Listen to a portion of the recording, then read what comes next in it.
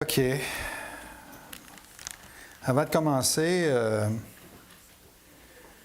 je voulais juste vous partager quelque chose. Ces dernières semaines, j'étais vraiment, même ces derniers mois, j'étais vraiment troublé à l'intérieur de moi. J'avais...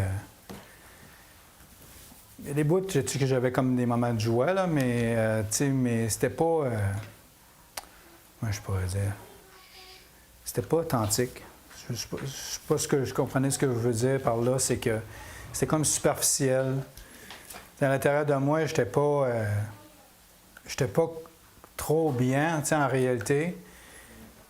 Puis, je le laissais pas nécessairement voir, puis je veux pas être comme, je vais aller lire quelques passages dans l'Apocalypse, justement, puis ça a un lien un peu avec ça, là. Mais c'est 3, justement, chapitre 3.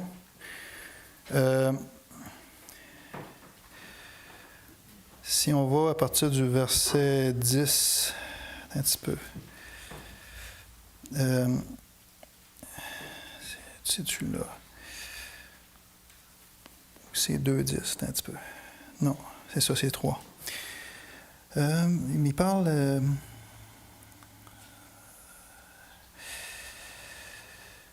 13, excusez. Bon. Bon. Et 14, excuse.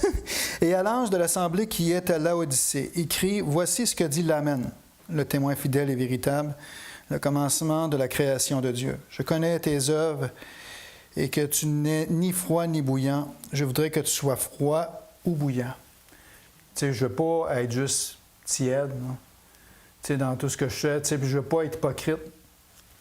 Moi, je pense que vraiment... quelqu'un qui est tiède, c'est vraiment quelqu'un qui est hypocrite, là. Puis, j'avais comme un peu d'hypocrisie dans tout ça. Puis ça, c'est lié à ce que, justement, le reproche que Jésus avait fait aussi à l'église d'Éphèse, qui disait, « Ce que j'ai contre toi, c'est que tu as perdu ton premier amour. » Puis retourne à ça, puis il dit, « Repens-toi. » Puis... j'en parle aujourd'hui, là, puis c'est pas... je suis pas tout... en joie de compter tout ça, là, ça me fait de quoi à l'intérieur de moi, mais après-midi, je ressentais vraiment de la joie, là. Par rapport au chant, puis tout ça, ça a vraiment fait du bien. Mais je veux vraiment retrouver pleinement ça. D'être vraiment... quand il dit « Et les 7 esprits, là... » C'est vraiment le Saint-Esprit de Dieu là, qui décrit dans l'Apocalypse là, par rapport à ça. Là. C'est vraiment la plénitude du Saint-Esprit. Là. Puis je veux être rempli de toute sa plénitude-là, de tout l'amour de Dieu en réalité que Dieu me donne. Là. Puis je le vois ces derniers jours, je médite là-dessus, sur l'amour de Dieu aussi. Là. Puis c'est ça. Puis c'est ce que je voulais vous partager tout d'abord en début d'introduction. Là. Puis je vais commencer mon message, mais on va prier avant. Merci Seigneur, merci que je sois là Seigneur, mais avec toi aujourd'hui pour te célébrer Seigneur, pas pour moi-même, mais pour toi Seigneur. Puis je te prie de nous ouvrir l'esprit Seigneur, de nous remplir de ta plénitude de ton Saint-Esprit Seigneur, pour qu'on soit tous remplis jusqu'à la plénitude de ton amour, Seigneur. Que tu puisses aussi nous ouvrir les yeux sur les révélations que tu veux nous faire aujourd'hui par ta parole dans ce livre-là de l'Apocalypse. Je te prie, Seigneur, de venir nous bénir, de venir nous dévoiler aussi les yeux, qu'on puisse voir les merveilles de ta loi, les merveilles de tes Écritures, Seigneur. Bénis ce temps, Seigneur, qu'on passe ensemble, et c'est dans le merveilleux nom de Jésus que je te prie. Amen. On va commencer. On va lire le premier chapitre, mais de 1 à 8. Révélation de Jésus-Christ que Dieu lui a donnée pour montrer à ses esclaves les choses qui doivent arriver bientôt. Il les a signifiées en l'envoyant par son ange à son esclave Jean, qui a rendu témoignage de la parole de Dieu et du témoignage de Jésus-Christ, de toutes les choses qu'il a vues. Bienheureux celui qui lit et ceux qui entendent les paroles de la prophétie et qui gardent les choses qui y sont écrites, car le temps est proche. Puis là, mon message va partir de ces versets-là, 4 à 8. Jean, aux 7 églises qui sont en Asie, grâce et paix à vous, de la part de celui qui est, et qui était, et qui vient. Et de la part des 7 esprits qui sont devant son trône, et de la part de Jésus-Christ, le témoin fidèle, le premier-né des morts et le prince des rois de la terre, à celui qui nous aime et qui nous a lavés de nos péchés dans son sang. Et il nous a fait un royaume, des sacrificateurs pour Dieu et Père. À lui la gloire et la force au siècle des siècles. Amen. Voici, il vient. Voici les nuées. Voici, il vient avec les nuées, et tout œil le verra, et ceux qui l'ont percé, et toutes les tribus de la terre se lamenteront à cause de lui. Oui. Amen. Moi, je suis l'alpha et l'oméga, dit le Seigneur Dieu, celui qui est, et qui était, et qui vient, le Tout-Puissant. Tout d'abord, on voit que Jean a écrit aux 7 églises qui sont en Asie. Il y avait Éphèse, Smyrne, Pergame, Thyatire et Sardes, Philadelphie et Laodicée, que l'on va voir plus tard dans d'autres messages. Je vais décrire toute la lettre que le Seigneur avait écrite.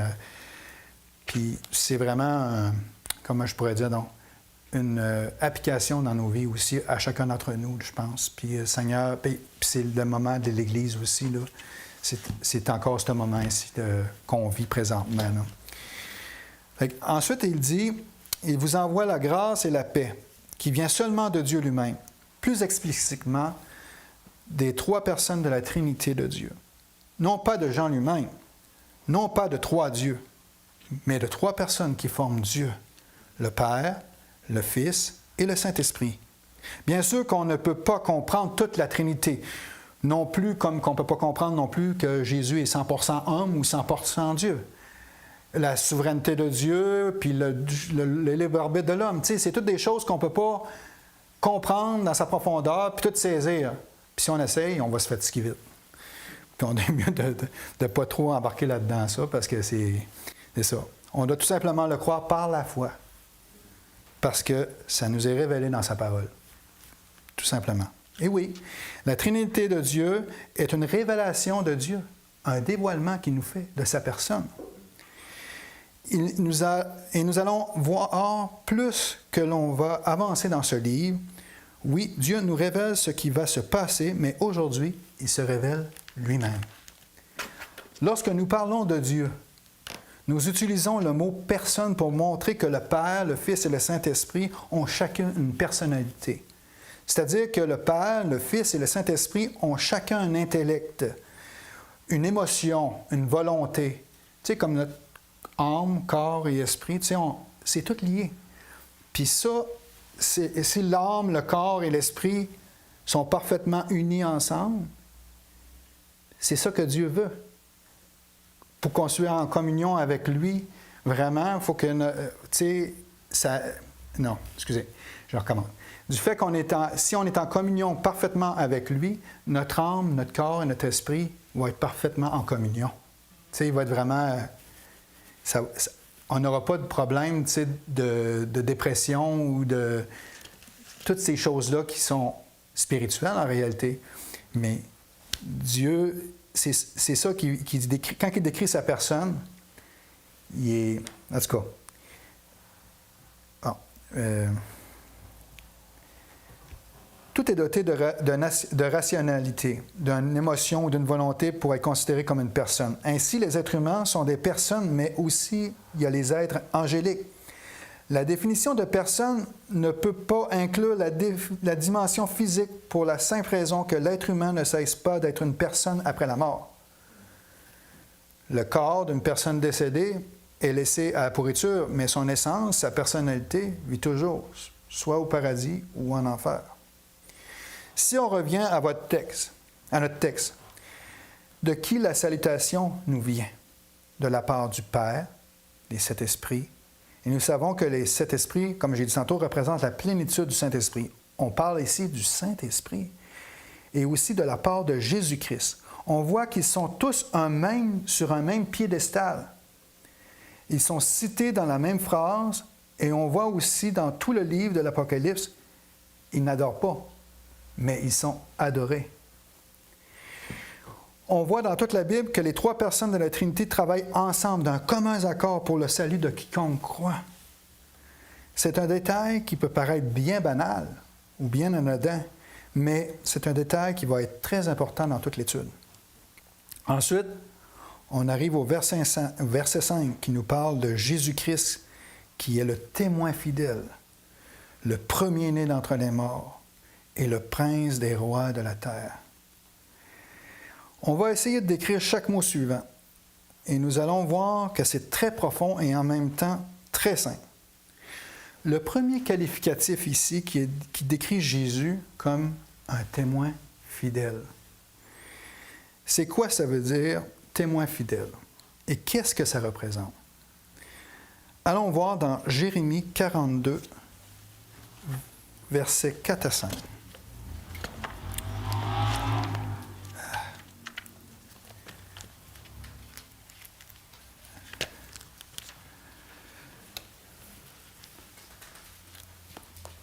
OK.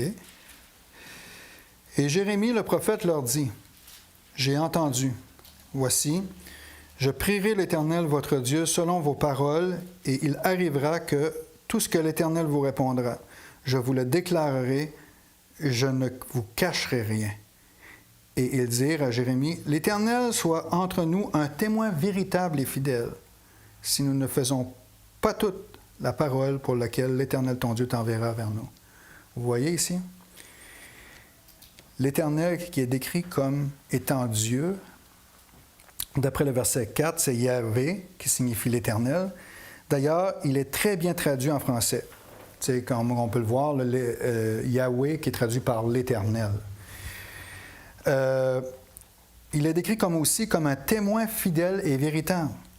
Pourtant, dans Apocalypse 1, verset 5, on décrit Jésus comme étant le témoin fidèle et véritable. C'est-à-dire que Yahweh dans l'Ancien Testament et Jésus-Christ dans le Nouveau Testament, en réalité, sont la même personne. Il est le témoin fidèle et véritable qui se révèle dès l'Ancien Testament jusqu'au Nouveau Testament. L'Ancien Testament nous révèle aussi une personne qui est le centre de notre foi, mais qui est aussi le centre des Écritures, Jésus-Christ. Quand nous allons voir plus tard les 7 églises dans l'Apocalypse, comme Apocalypse 3,14, quand il est écrit l'église de Laodicée, il dit justement qu'il est un témoin fidèle et véritable encore. 3,14. Et l'ange de l'assemblée qui est à Laodicée écrit, « Voici ce que dit l'Amen, le témoin fidèle et véritable. » Le commencement de la création de Dieu. Dans cette église, Jésus s'adresse personnellement à eux et nous montre que le témoin fidèle et véritable est Jésus, qui est vraiment l'Éternel dans l'Ancien Testament. Il nous démontre qu'il est véritablement Dieu. Et je veux juste dire Amen, car Jésus désire se révéler à nous. Le deuxième qualificatif, qui est utilisé dans Apocalypse 1,5, nous dit qu'il est aussi le premier-né d'entre les morts. Qu'est-ce que cela signifie? Vous savez que ce texte, ainsi que dans Colossiens 1,15, qui nous dit que Jésus est le premier-né, il y en a qui prennent ce texte pour nous dire que Jésus-Christ a été engendré ou qu'il a été créé par Dieu. Donc, il n'est pas Dieu. Quand nous étudions la Bible, on doit étudier précepte par précepte. Il faut comparer les Écritures avec les Écritures. Et pas seulement prendre un verset puis faire dire ce qu'on veut qu'il dise, mais le prendre dans son contexte et comparer les Écritures avec les Écritures. Allons dans l'Ancien Testament et allons voir ce que signifie premier-né. Allons voir dans 1 Chronique, chapitre 5, versets 1 à 3. Et nous allons voir tous les premiers-nés dans la Bible, les premiers-nés là, qui étaient spécifiés dans ce texte-là. Là. Il dit « Fils de Ruben, premier-né d'Israël, car il était le premier-né. » Marquez bien, il était le premier-né.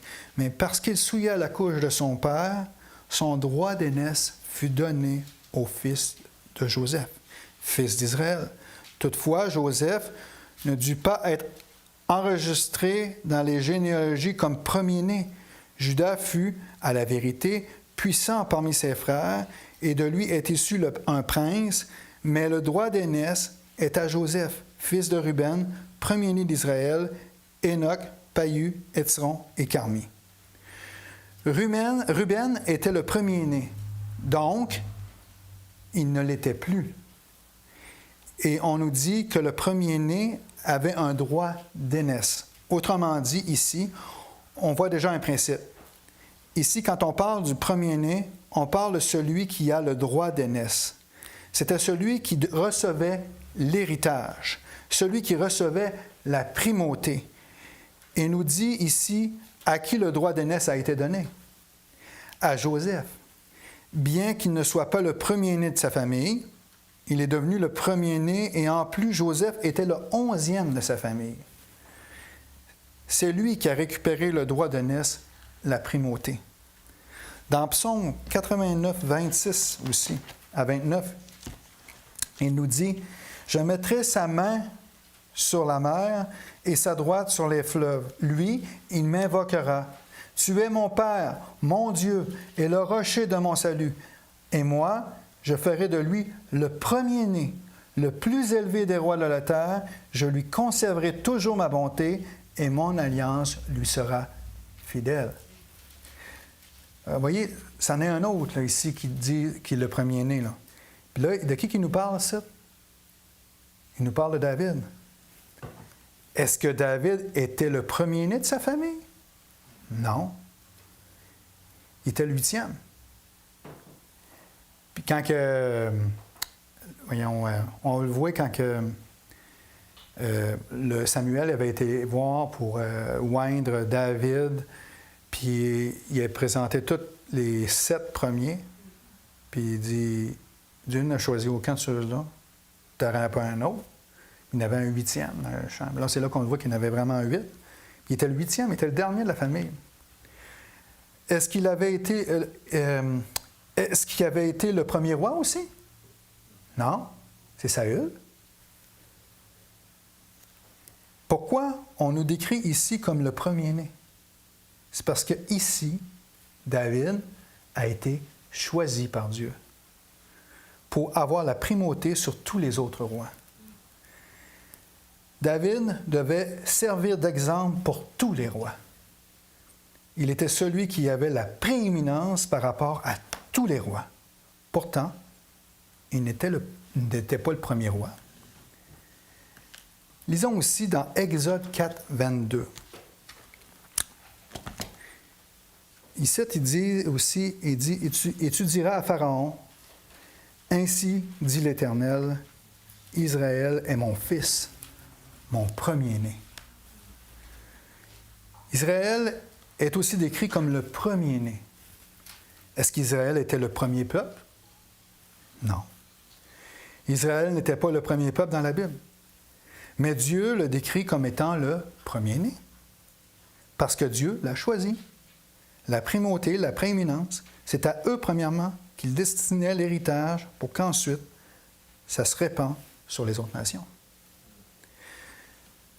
Mais lorsque l'on dit Jésus-Christ premier-né, ce n'est pas littéral. Dans le sens que c'est lui qui revenait le droit d'héritage, le droit d'aînesse, après Adam soit tombé. Jésus-Christ a récupéré le droit d'aînesse. C'est lui à qui revint la primauté. D'ailleurs, quand on dit « premier-né d'entre les morts », on sait que Jésus a été ressuscité. Ainsi, il est les prémices de toutes les résurrections qui est à venir. Alors, il a donné le privilège à tous ceux qui sont nés de nouveau, qui sont sauvés, de ressusciter des morts à leur tour. Dans ce sens-là, il est le premier-né ou les prémices d'entre les morts. Jean 14, verset 19 nous dit « Encore un peu de temps, et le monde ne me verra plus, mais vous me verrez, parce que moi, je vis, et vous aussi, vous vivrez. » Ça va exactement dans ce sens-là. Donc, premier-né dans la Bible ne signifie pas qu'il a été engendré, ne signifie pas qu'il a été créé. Cela signifie que celui qui est digne de recevoir l'héritage. Cela colle parfaitement, et si on continue à lire le verset 5 dans notre texte, « est le prince des rois de la terre ». Puisqu'il a la primauté, il est décrit comme celui qui est le chef. Lorsqu'on dit que prince ici, c'est ici le chef de tout. Dans Apocalypse 17, 14, nous dit « Ceux-ci combattront contre l'agneau, et l'agneau les vaincra, car il est le Seigneur des seigneurs et le roi des rois, et ceux qui sont avec lui, appelés et élus et fidèles. » Et il a fait à nous un royaume, au verset 6. C'est-à-dire qu'il a fait de nous des rois et des sacrificateurs pour son Dieu et Père. Comme dans la version Martin et même dans la King James, il nous dit « À lui, dis-je, qui nous a aimés et qui nous a lavés de nos péchés dans son sang. Et il nous a fait rois et sacrificateurs à Dieu, son Père. À lui, la gloire et la force au siècle des siècles. Amen. » Il a encore dans cette partie la primauté de ce côté-là. À cause de ce qu'il a fait pour nous, à cause de son amour pour nous, en donnant sa vie, qui a versé son sang pour nous laver de nos péchés, il nous a rendus participants à son royaume. Comme il est écrit dans Colossiens 2,10, on a tout pleinement en lui, qui est le chef et de toute domination, de toute autorité. C'est vraiment incroyable. Et c'est pour ça qu'il est dit à la fin du verset 6, « À lui, la gloire, la force, au siècle des siècles. Amen. » Oui, on peut dire « Amen ». Il est dit dans 2 Timothée 2,12, « Si nous souffrons, nous régnerons aussi avec lui. » Il nous a fait des rois et des sacrificateurs, qui lui est le roi et le sacrificateur suprême. Bien, il nous a donné une partie de cet héritage-là à chacun d'entre nous. C'est vraiment un privilège incroyable qu'on a, là. On peut dire Amen à ça. Continuons dans notre texte à cette heure, au verset 7 à 8. Maintenant, regardons mot par mot, verset par verset. Le texte commence comme ceci. « Voici, il vient avec les nuées. » Ce que représentent les nuées dans ce texte est vraiment plus profond qu'on le pense. Que signifie qu'il va descendre avec les nuées? C'est dans le psaume 104. Ouais, je vois. Dans Matthieu 26, premièrement, verset 64, nous parle qu'à la même période, lorsque Jésus a revenir, Jésus lui dit, tu l'as dit, de plus, je vous dis, dorénavant, vous verrez le Fils de l'homme assis à la droite de la puissance et venant sur les nuées du ciel. Et dans Ésaïe 19 aussi. Bien, si vous voulez voir dans Ésaïe, je vais vous laisser aller voir. Puis, Maxime, si tu peux le lire, vu que c'est ton livre préféré. Oui, c'est ça. 19, verset 1. Oracle sur l'Égypte. Voici l'Éternel est monté sur une nuée rapide. Il vient en Égypte, et les idoles de l'Égypte tremblent devant lui, et le cœur des Égyptiens tombe en défaillance. On dit ici que l'Éternel est monté sur une nuée rapide. Ici, je crois que l'on parle de la même chose. Ici, on parle de l'Égypte, OK? On sait que l'Égypte représente l'Égypte spirituelle, le monde. Maintenant, continuons pour la nuée. Le psaume 104, justement, verset 3, nous dit « Il forme avec les eaux le faîte de sa demeure. Il prend les nuées pour son char, il s'avance sur les ailes du vent. » Le texte nous dit que les nuées sont le char de Dieu. Comment? Le char de Dieu, hein? Ou le chariot de Dieu. Quand on dit qu'il vient avec les nuées, on pourrait dire, voici, il vient avec son char. Que représente... Oui, hein? Avec son char.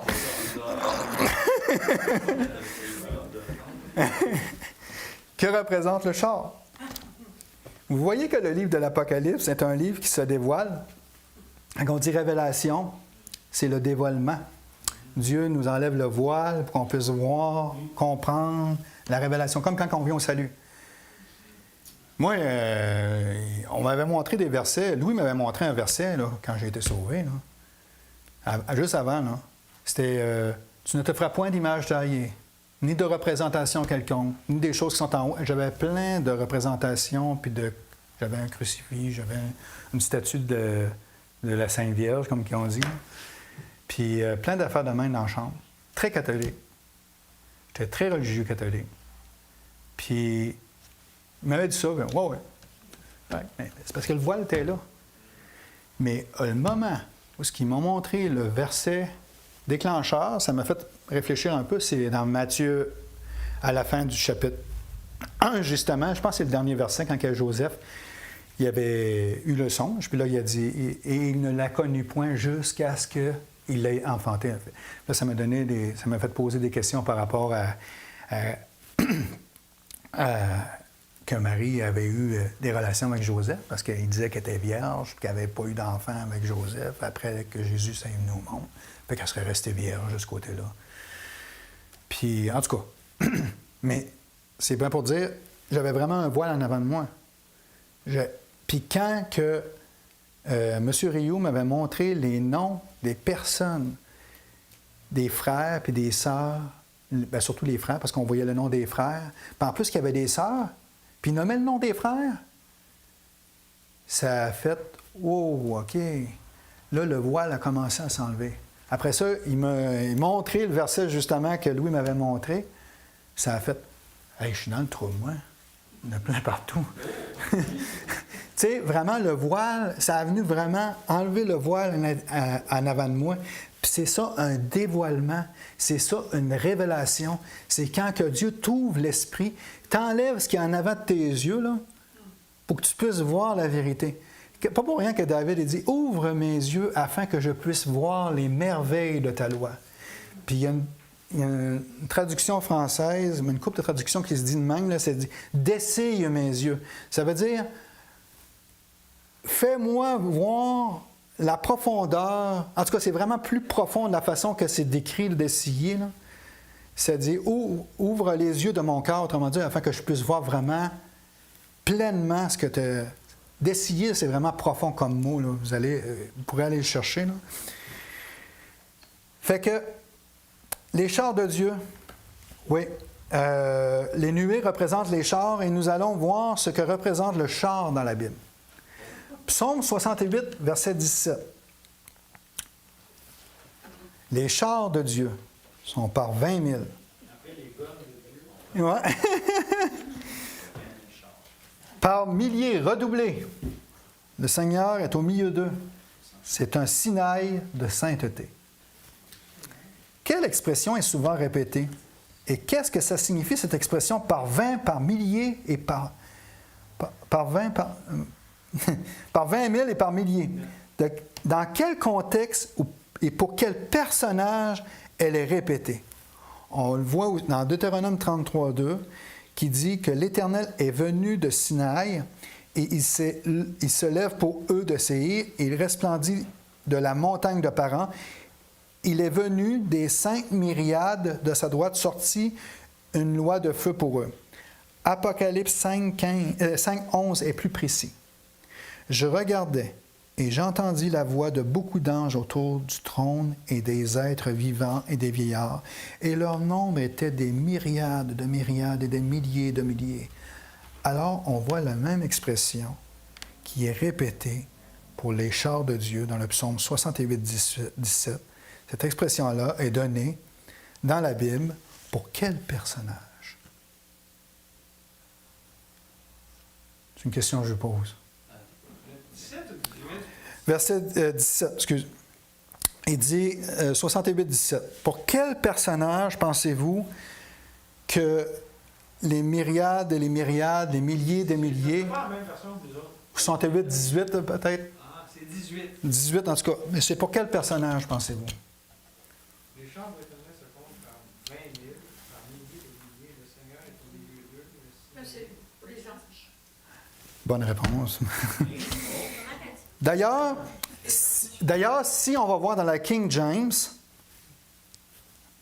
comme il y en a qui disent King James only, là, il y en a qui préfèrent celle-là, puis il y en a même qui disent que c'est elle qui est vraiment plus proche du grec ou de l'hébreu. Peut-être qu'ils ont raison, je ne sais pas. Mais je ne vais pas débattre là-dessus parce que c'est pas mon but ici, là, puis c'est pas ça non plus. Là. Ils disent The chariot of God are 20,000, even thousands of angels. The Lord is among them, as in Sinai, in the holy place. Je vous le traduis littéralement. Les chars de Dieu sont par 20 000, même par milliers d'anges. C'est le mot angels qui est noté ici. Alors, lorsque la Bible nous dit que Dieu vient avec ses nuées, mais que les nuées sont les chars de Dieu, en réalité, les chars de Dieu sont ses anges. Dieu, quand il vient, c'est le roi des rois. Un roi, quand il va à une place, il ne vient pas seul. Il vient avec son armée. Dieu vient toujours avec son armée. Puis c'est ça qui est vraiment fantastique là-dedans quand tu découvres tout ce qui est écrit. Là. Dieu vraiment vient avec ses saintes myriades, vient avec son armée céleste, vient avec ses anges. Je vous le traduis. OK. Alors, lorsque la Bible nous dit que Dieu vient avec ses nuées, mais que les nuées sont les... Ah ben, ça, je viens de le lire. Donc, les nuées représentent les anges de Dieu. Dans l'Apocalypse, quand il nous dit que Jésus va venir avec ses nuées, ça nous dit qu'il va revenir avec ses anges. Maintenant, continuons. Verset 7. Voici, il vient avec les nuées, et tout œil le verra, et ceux qui l'ont percé, et toutes les tribus de la terre se lamenteront à cause de lui. Pas à cause de lui, mais à cause de lui. Oui, amen. Moi, je suis l'alpha et l'oméga, dit le Seigneur Dieu, celui qui est, qui était et qui vient, le Tout-Puissant. Tout œil le verra et ceux qui l'ont percé, oui. Et toutes les tribus de la terre se lamenteront. Je vais faire un autre message là-dessus. Ça, je ne rentrerai pas dans les détails là-dessus. Ça va être un message sur la résurrection. Puis je vais rentrer plus en détail au moment de ça. Mais on va aller plus au verset 8. Quand il dit « Moi, je suis l'alpha et l'oméga, dit le Seigneur Dieu, celui qui est, qui était, qui vient, le Tout-Puissant. » Que veut dire l'alpha et l'oméga? Cela veut dire simplement le premier et le dernier. Dans Ésaïe 48, 12, il nous dit « Écoute, moi, Jacob, et toi, Israël, que j'ai appelé, moi, je suis le même, moi le premier et moi le dernier. » Ici, on nous parle de qui dans Ésaïe 48? On nous parle encore une fois de l'Éternel, Yahweh. L'Éternel dans l'Ancien Testament était qui? Jésus, qui est le premier et le dernier. Jésus le dit vraiment explicitement dans Apocalypse 1. Je suis l'alpha et l'oméga. Puis même au verset 18 du chapitre 1, je pense, il dit encore, « Ne crains pas, moi je suis le premier et le dernier et le vivant. J'étais mort et voici je suis vivant au siècle des siècles et je tiens la clé. » En tout cas, mais c'est ça. Tu sais, il dit explicitement à 2 reprises dans Apocalypse 1, Dieu se révèle. Jésus se révèle comme Dieu. Tu sais, c'est vraiment puissant là, comme parole. Là. Puis pourtant, c'est contesté dans certains milieux chrétiens.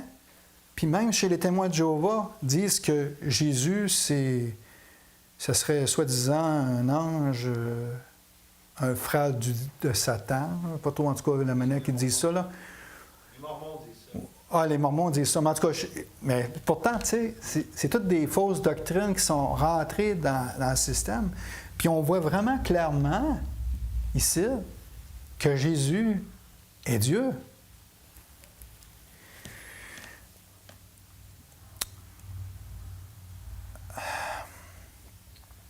on voit aussi que l'on ne peut pas prendre que seulement une partie de la Bible pour comprendre la révélation de Jésus-Christ. OK, on va conclure ici que Jésus est le premier et le dernier. Il est le même Dieu que de l'Ancien Testament et de l'Ancien Testament. Fait que comme j'ai dit, on ne peut pas prendre juste une partie, mais on doit vraiment comparer les Écritures avec les Écritures. Puis pourtant, il y a des chrétiens qui vont dire « Ah, moi, je lis juste le Nouveau Testament. » C'est juste le Nouveau Testament à cette heure qui...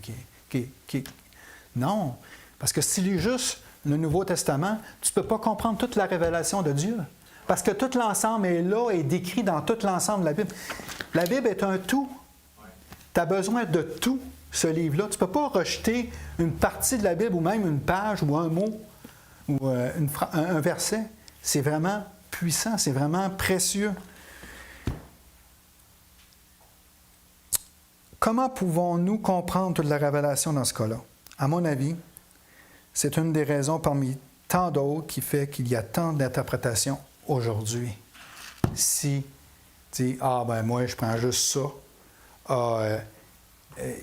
Puis il y a tellement de points de vue. Puis c'est pas juste ça, là. Pas juste le fait qu'ils prennent juste une partie ou qu'ils prennent un texte ou un verset hors contexte, qu'ils vont l'interpréter d'une façon que c'est pas systématique, comme on dit, là, parce qu'on étudie de façon systématique, on étudie les Écritures avec les Écritures. Puis c'est vraiment important, parce que c'est vraiment ça qui fait vraiment qu'on peut comprendre vraiment ce que ce livre-là de Révélation veut dire. Puis là-dessus, on va terminer en priant. Merci Seigneur, merci pour ta parole, merci pour les Écritures, merci pour toute ta révélation. Pas juste l'Apocalypse, mais tout ton livre au complet est un livre de ta révélation. C'est toi qui te révèles à nous. Puis on veut te rendre toute la gloire, Seigneur. Puis merci Seigneur d'être au milieu de nous, de nous remplir de toute ta plénitude, Seigneur Jésus. Que ton esprit puisse continuer à régner en maître cette semaine à travers nous. Puis vraiment de continuer à nous garder parfaitement unis dans un même esprit et dans un même sentiment, les uns envers les autres. Puis de s'aimer les uns les autres vraiment comme toi tu nous as aimés, Seigneur, comme il était dit ce matin. Puis je te rends toute la gloire, Seigneur. Puis merci encore pour ta parole. Et c'est au nom de Jésus que je te prie. Amen.